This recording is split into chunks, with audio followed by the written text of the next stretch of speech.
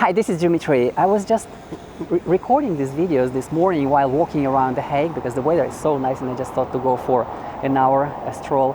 And in a narrow street, suddenly I couldn't pass because there was a group of youngsters, and they started talking to me. Hey, what are you doing? Are you a blogger? And so we started chatting, and they asked, what kind of videos are you recording? And I said, well, that's for musicians. Do you like music? And there were two girls, one with orange curly hair and another one with blonde straight hair with green eyes, and three guys totally blonde and super tall, like typically Dutch, beautiful men. And I asked them, do you like music? And they said, yeah, it depends. And I said, cool, fantastic.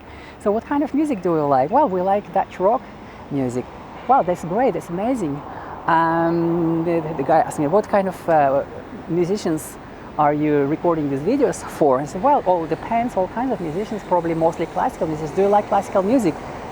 And the girl said, well, classical? Wow, no way, never. I said, nice, okay, but why not? What's wrong with classical music? And the guy said, well, but it's so boring. I said, well, okay, no problem. And then I asked, have you ever heard about the Second World War? And the kids were really flabbergasted why all of a sudden I speak about the Second World War. And I said, well, I just wanted to take you on a journey and maybe tell you a couple of words about what classical music does. And I just wanted to learn from you if you think that the rock music also does this kind of things. And so I started. I said, like, imagine a city in ruins, bombs falling on your head all the time, explosions, buildings falling, people running to the bomb shelters. And there is this skinny woman.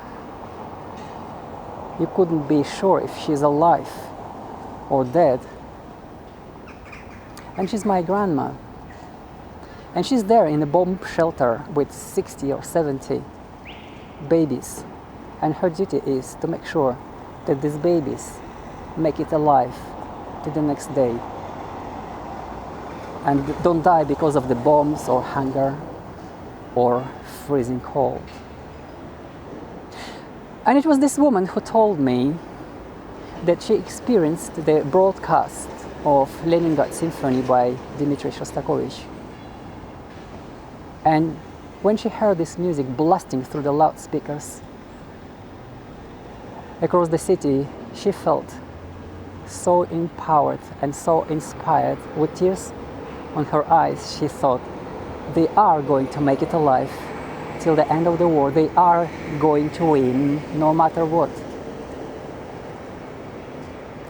And at the same time, the Germans on the other side were demoralized by hearing this music because they felt they will never win over these people who go to symphonic concert halls to listen to music when bombs are falling on their heads. Do you think rock music can do this kind of things? The youngsters who are speechless. This is so interesting. Never thought about this, they said. What, do you think rock music does this? Oh, I don't know. That's so interesting. Well, thank you. I'm really happy that this story resonated with you. So maybe you give it a try again and see if classical music inspires you. You see, if you are a classical musician and you understand what you're doing, but that does not mean that everybody around you understands. And if you help them understand, there is a better chance that there will be more audience for what you do. Audience who really appreciates classical music and what you do.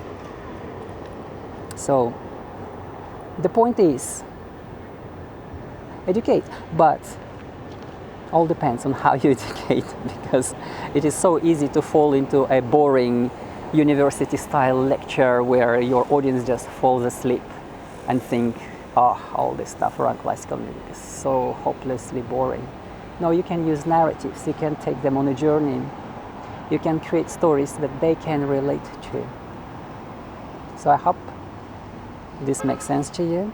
I hope you found some value in this video, and how you can grow your tribe of people who really appreciates what you do and willing to reciprocate.